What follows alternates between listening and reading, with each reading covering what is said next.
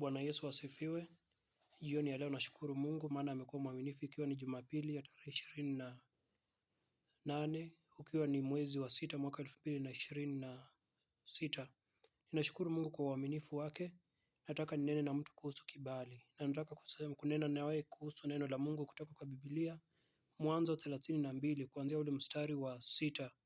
Ukisoma kule mbeleni utapata kwamba kuna mtu ambaye alikuwa anaitwa Isaka na alikuwa na wanawe wawili.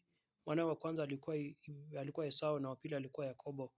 Unapata kwamba kuna mtoto ambaye alikuwa na kibali cha kuzaliwa nacho ambaye alikuwa Esau, ambaye alikuwa apate baraka kutoka kwa baba yake, lakini kuna mtu ambaye alimtumia kupitia kwa ile hali ambayo alikuwa ndani. Yakobo alitumia hiyo fursa, akaenda akanyakua baraka zake kutoka kwa baba yake mzazi. Anataka kunena kuhusu kibali. Kuna watu labda na ninasema pole sana kwa wale ambao wamepitia katika kipindi kama hichi. Kuna wale ambao unaingia kwa ndoa na mtu, wewe ni mume, unapata unasaidia mke wako, unasimama naye, anapofanikiwa hiyo ndoa inafika mwisho. Inawezekana labda wewe ni mke, unasimama na mume wako, anafika mahali, anapofanikiwa hiyo ndoa inafika mwisho. Na kuna wale pia kazini, unapata kwamba wakubwa wako wanakuweka mbele, unakuwa mtu ambaye ni wa kusimamisha kazi, unakuwa ni mtu ambaye ni wa kung'ang'ana, unafanya kazi usiku na mchana, lakini hiyo kazi inapofanikiwa, inapopata ushindi, kama ni faida, kampuni inapopata faida, unapata kwamba unawekwa kando, wale ambao wananufaika wanakuwa wengine. Bwana Yesu asifiwe. Usikate tamaa.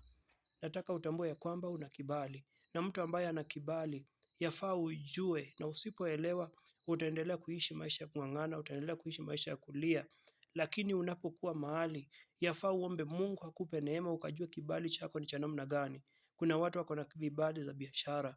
Unapata kwamba ukiajiriwa kwa biashara ya mtu inafanya vizuri. Kuna wale wako na kibali ya kujenga. Unapofika mahali unapata kwamba maendeleo inakuwa kwa haraka. Na ni ombi langu ya kwamba jioni ya leo nataka ulifahamu jambo. Katika hiyo kitabu cha Mwanzo, Biblia inasema ya kwamba licha ya kwamba Yakobo alichukua baraka za Esau, Biblia inasema ya kwamba alimtumia wakati wake wa kurejea ulipofika, alimtumia Esau zawadi. Biblia inasema ya kwamba wale watu ambao walikuwa wamewatuma walipofika kule, Esau aliwaambia ya kwamba hako na ile ya kutosha, ya kwamba kuna watu wamekutumia vya kutosha, wamefikiri labda umefika mwisho.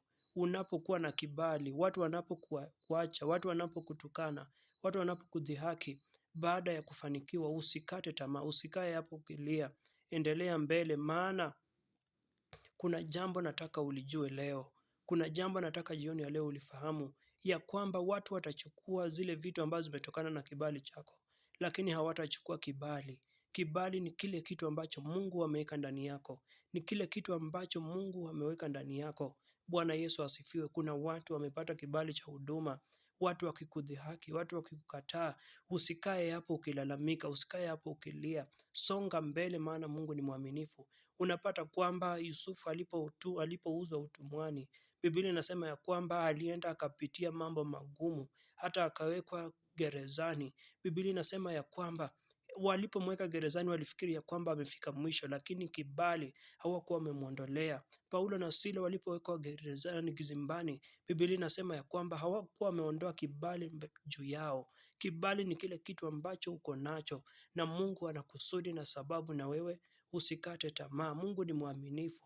Kama uko na kibali cha ndoa, watu wasikutishie, watu wasikuweke uoga. Kuna wale watakwambia ya kwamba labda umerogwa, labda ni laana. Kama Mungu ameweka kibali, kibali kinavunja laana, kibali kinavunja vinywa mbaya, wale wanaokutakia mabaya. Kibali kina nguvu na uwezo wa kuvunja. Asante Mfalme wa ajabu, ninakutukuza jioni ya leo. Ninaomba ni kwa sababu ya huyu ambaye ananisikiza, huyu ambaye ananitazama. Usiku na mambo mengi, namwombea ushinde na uwepo wako. Mpe ufahamu, akajitambue, akatambue jamii yao, akatambue huduma wake, akatambue nchi yake.